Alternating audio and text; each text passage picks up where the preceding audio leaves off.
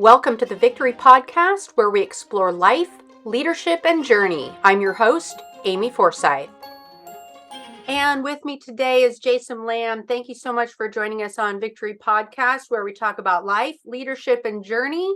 Thanks for joining us. Thanks, Amy. It's entirely my pleasure. It's wonderful to connect with you. After reading your bio, you just had an amazing career in the Air Force, and you've recently retired, but now you've joined Victory Strategies. And so we're just so excited to hear your story and talk about those wisdom, those nuggets that we can all learn from. And so let's go back and tell us what ended up pulling you into joining the military as a teenager or with your family? So I've always felt called to lead. Yeah, it started in the Boy Scouts, but I love the leadership and I love the service aspect. And I was also raised by a former Marine. My dad served in the Korean War, and so it felt natural, felt like a good fit. And so when it came time to look at colleges or opportunities after high school, I applied to all the service academies. I applied to them all and was very fortunate to have been accepted to them and ultimately chose to go to the Air Force Academy, which is here in my hometown of Colorado Springs, my new hometown, right? Military people all over the place, but chose to settle here. And yeah, had a great experience at the academy. And then, like you said, 25 years later, here I am on the far side of my career. Wonderful. And I'm sure your father, as a Marine, maybe wanted you to join maybe the Marine Corps, or is very proud of the choices that you ended up making and joining the Air Force. So yeah, that was a funny story because he asked me, because I got accepted to all three of the service academies, which one do you want to have you decided? I was like, after thinking about it for a while, I said, yes, sir, I think I'm going to go to Annapolis and I'm going to become a Marine. He looked at me, he's like, no, don't do that. He's like, go in the Air Force. They send people to for advanced education, and they have great lives. They have great lives. They seem like they're enjoying things much more than I ever did as a Marine. Go that way. So I didn't, all I knew about the military really came from him. So I'm like, okay, I'm going to the Air Force Academy. And yeah, it worked out great. I love my career in the Air Force and look on it, all of it fondly, no regrets. Wonderful. And what was the best duty station you ever had? Working with people, where or what was the role? Yeah, so people are frequently surprised by this because I've been stationed in Hawaii. I wouldn't say Afghanistan was the best ever, but I've been stationed some really great places, to include Colorado. So they're a little bit surprised when I tell them my favorite duty assignment I had was actually when I was a brand new Major Select. I took over as the 27th Fighter Wing Chief of Intelligence at Cannon Air Force Base, New Mexico, which is a couple hours from nowhere. But it was the most amazing leadership and team environment. When you have nothing else to do, you focus in on the team, and we created an absolutely amazing team that did great things both at home station, but also when we forward deployed to Iraq. I was just so proud to be a part of that team, and it just profoundly changed my views on the service, but also what it meant to lead. It was an incredible opportunity that just changed our lives. Plus, our daughter was born there, so that's pretty awesome too. Well, those remote duty stations, you forge the best friendships with people because you're kind of all in it together. And so you probably still keep in touch with some of those service members. Absolutely. So I don't want to even say how many years ago it was. We'll just say it's been a while, but we still are in touch, and they still reach out. And they still talk about how that was transformative for them. So it's that shared experience, you know it was something special, that it was rare. Maybe you didn't fully appreciate it in the moment, but then when you look, you're like, oh my gosh, that was, how can I recapture that? How can I make that happen again? So that's been my leadership journey since then, is trying to create that kind of environment and experience everywhere I went. And when you have teams that click and it feels good and it feels like it clicks, what were some of those ingredients in, the team building and then executing a mission that you try to replicate? It doesn't always happen, but what would you categorize? What are those ingredients important to you? So the most important thing is trust. When you're a part of a team, and what defines a team or distinguishes a group of people from a team is the level of trust. So that's number one, right? So if I ask a question, if I express an opinion, is somebody going to make fun of me? Uh, that there's no trust there if someone is tearing you down. That's different than someone that you're really good friends with and you tease each other and everybody laughs. When somebody's walking away saying, I no, that wasn't okay with me, that's not a positive environment to be a part of. The other one is the shared sense of purpose and commitment. So got high trust, but then what really unites us and brings us together is this: why are we're here together as a team? Other than the fact I like you, why are we here in this place? Why are they paying us? And what provides value? So it's the high trust, and then it's that shared purpose, and then the last thing is a commitment also to mastery, that we are all working to be better, and that we help each other to be better. And because we have high trust, when someone says, hey Jason, you really ought to try doing it this way, I don't feel threatened. I don't get defensive. I'm like, oh yeah, cool, I'll try that. I'll absolutely try that, thank you.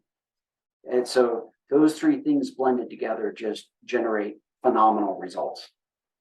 Well, let's talk a little bit about your writing career. So, in addition to being an intelligence officer in the Air Force, you dabbled in writing, and you got the attention of some of the most senior people in the military and even Congress, and all in the name of trying to affect change. So, walk us through what you were thinking when you first sat down to write an article and put your thoughts on paper.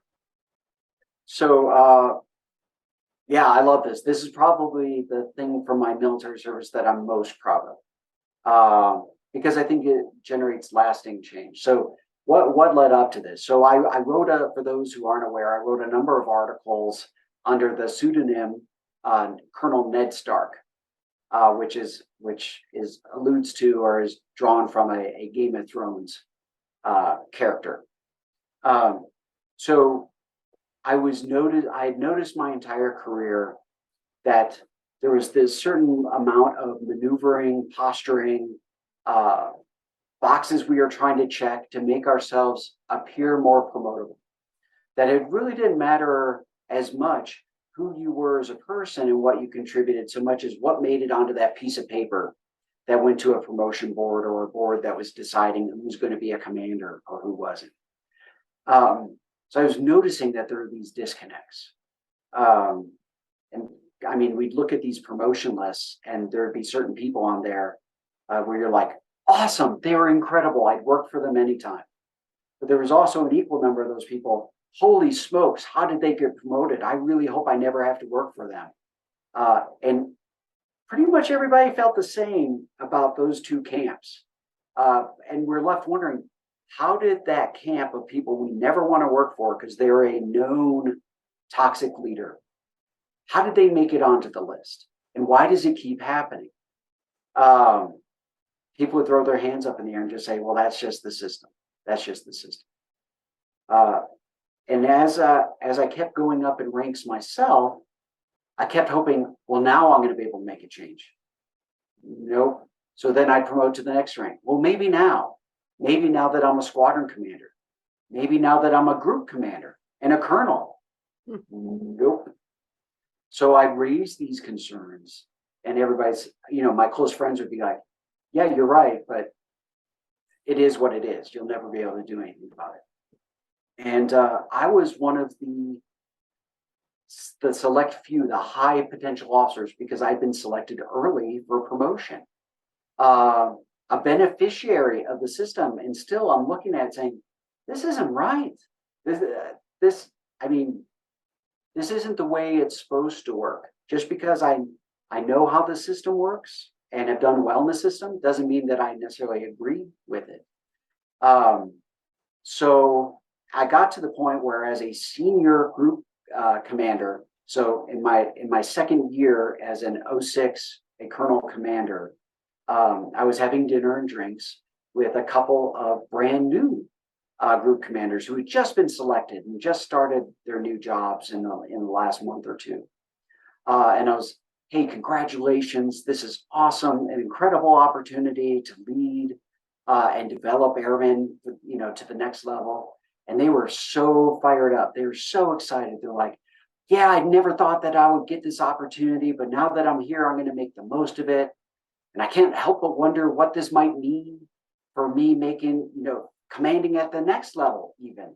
If I do a good job, of course, if I do a good job, will I be able to command at the next level? And I said, whoa, wait a second. Because while these colonels were very talented, very capable, they hadn't had what would be described as a fast track career. They'd been promoted on time, but never early. So what that meant, and I knew this because I was someone who had been promoted early, and so they pulled me, pulled me aside and told me how the system worked and everything, but nobody had told them. And I was like, I'm sorry, did nobody tell you? And they're like, tell us what? That this is it. This is it for you. You have absolutely earned it, colonel and a commander, but this is it. And they're like, well, what do you mean? I was like, well, were either of you promoted early? Or no, this is it. Only those who are promoted early get serious consideration to command at the next level, or to promote to the flag officer, the general officer ranks. And they sat back and they looked at me, and I presented all the evidence, and they were dumbfounded. Nobody had told them. They had served for over 24 years, multiple combat deployments, lots of time away from family and friends, personal life sacrifices. Not that they would have changed any of it, but they had done it under the notion or the idea that now that they had reached this level, they were going to be considered at that level. What they didn't know was those decisions about their promotability had been decided 15 years ago. 15 years ago. So I went back to my room and I was pacing. I was just pacing. This is just wrong. This is just wrong, because I'm a person that's that focuses very heavily on principles and values. For good or for bad, principles and values. And so I could not reconcile this. That people had dedicated their lives in service to their country, and they were being misled or lied to by omission or commission. Doesn't matter. We weren't being transparent, and it wasn't right. So I told some family and friends that I needed to do something. None of them were supportive. None. The only person who was supportive was actually my wife, Janae, and she looked me in the eye. She knows how. Obviously, you would hope that she knows who I am after all this time. And she said, well, you do what you got to do. Everybody else, especially my friends, were like, no, do not do this. This will end your career. They'll hunt you down. No. But I couldn't let it go. I couldn't let it go. So eventually I wrote that first article, and I was talking with my best friend, and he's like, well, you cannot publish this under your name. You cannot. But if you're going to publish this, and I don't recommend you publish it, but if you're going to publish this, you might as well go at Ned Stark, because he was a person of great principle and, really dedicated, but ended up getting killed for his troubles.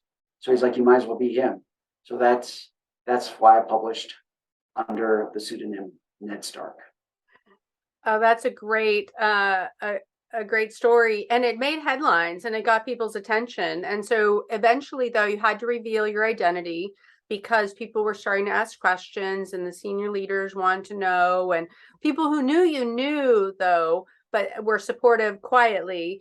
But eventually you decided to come out and reveal that the actual credibility, that it was an actual person writing these articles getting all the attention. Yeah. So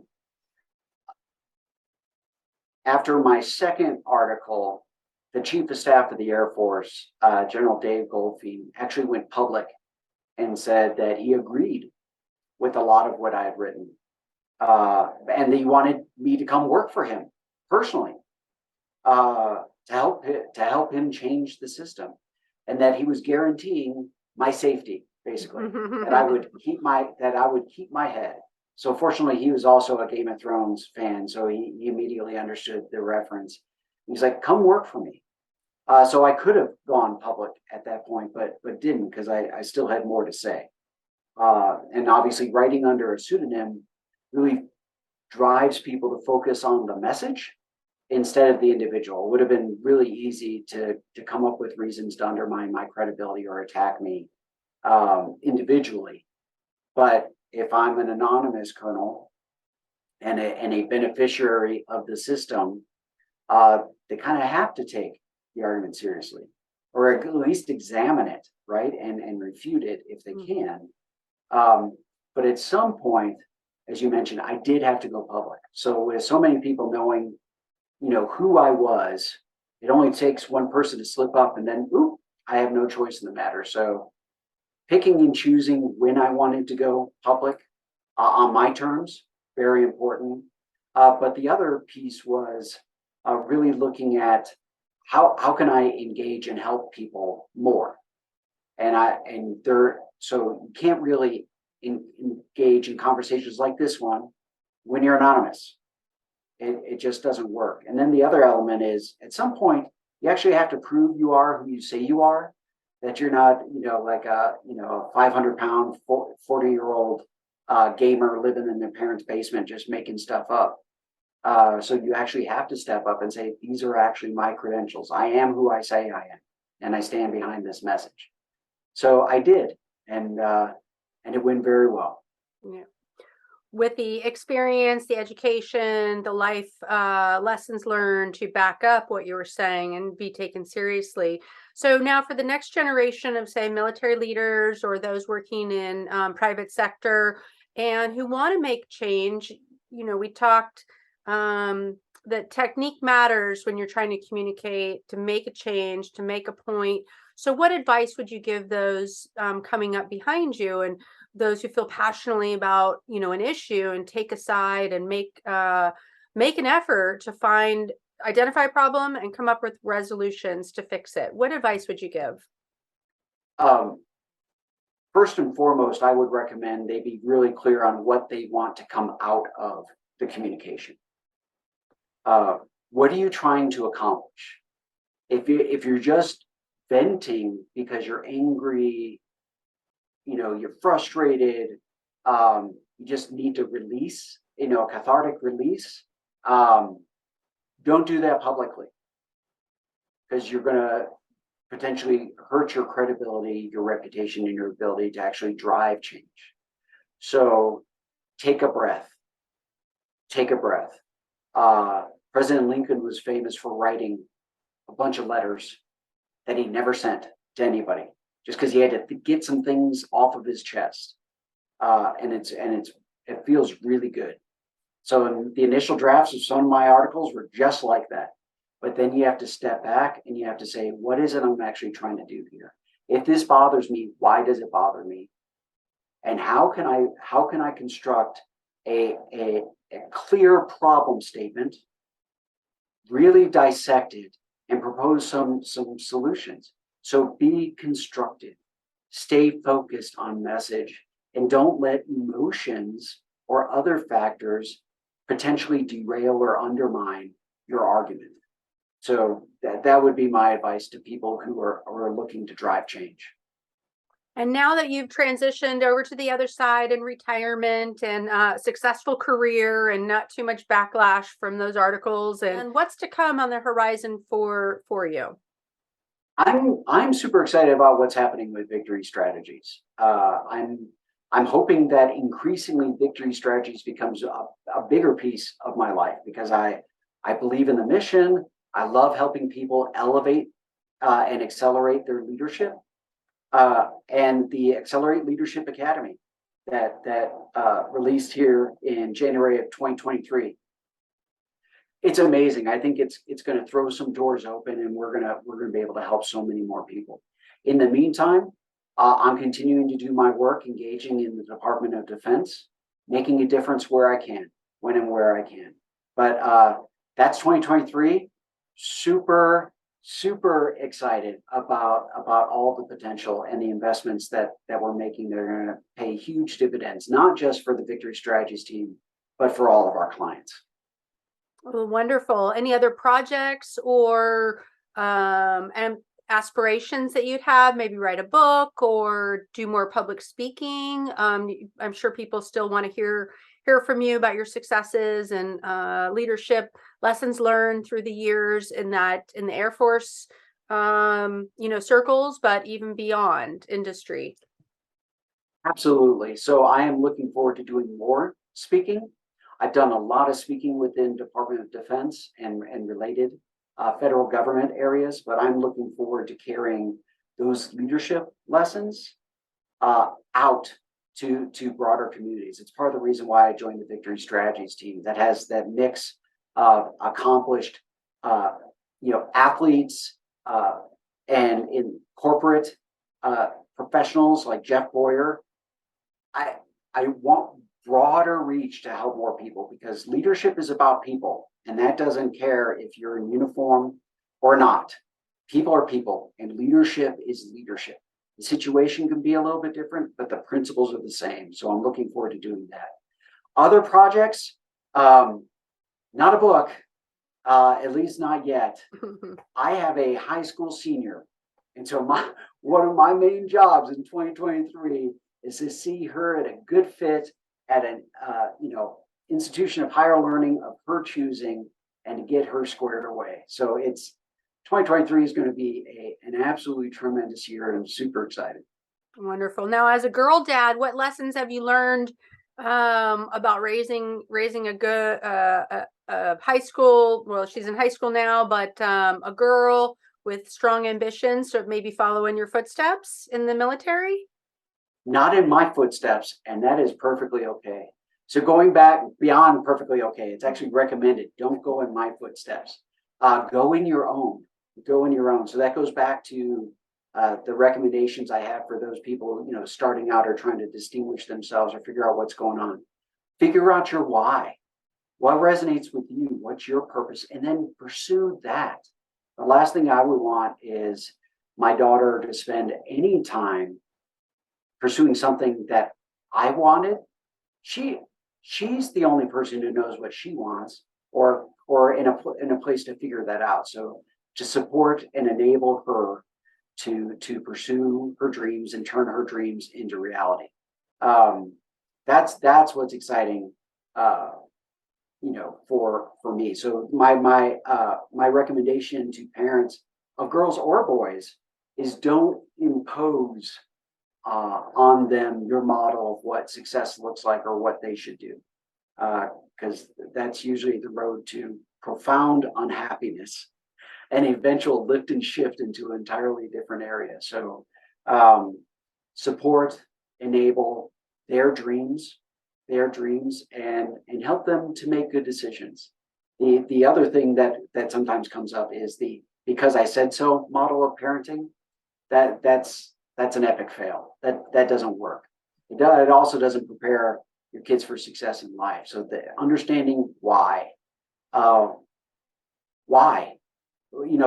Hey, your curfew for tonight is this. Why? Well, here's why. Not just because I said so. Unless you're looking to foster a rebellion, by all means do that. There's this statement in or this proverb, if you will, in leadership that says, I find what my boss is interested in interesting. I find what my boss's boss is interested in compelling.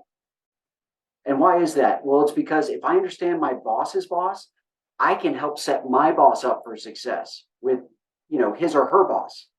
So if all of my bosses are really happy, that's good for me. So that's as a leader. So, and then that way of thinking and preparing your people, which is really what leadership is about, right? So there's that leading up element that enables you to be successful. But then there's the setting your people up for success by helping them understand what's happening, why it's happening, how to be prepared, how to set themselves up for success. And that's the real difference for a junior leader to see the bigger picture, not just their small piece of the pie. Okay. And what would be your 3 tips for a successful life? If you could go back 25 years and give yourself those bits of information that you could have been helpful that you didn't have, what would those 3 things be that you would share with yourself? So first one is take what you do seriously, but don't take yourself seriously. There's this tendency to, especially when you're younger, your ego can get in the way of actually doing good because we're caught up in how we look or our, reputation. So it's that. Don't take yourself too seriously. Be open to learning. So the second point then would be to figure out what it is you want to do and why. The motivation, the why matters. So keep chasing down and figure out your why and then pursue that. And then the last one is just to be authentic. Don't try and be something that you're not. So I think if you put those 3 things together, right? Don't take yourself too seriously. But then just continue to push, grow, and develop, and pursue your why. I really think those 3 are the keys. So it's been a real pleasure talking with you today. And Victory Strategies is very lucky to have you on the team. And it's an Air Force takeover, but with such great people. And there's more to come in 2023. And we're all excited to see and grow together. So, Jason, thank you so much for joining us here on the Victory Podcast. Thank you very much, Amy. And Semper Fi. Yeah, thank you. You can find other episodes of the Victory Podcast on social media by connecting with us on Instagram, LinkedIn, and YouTube.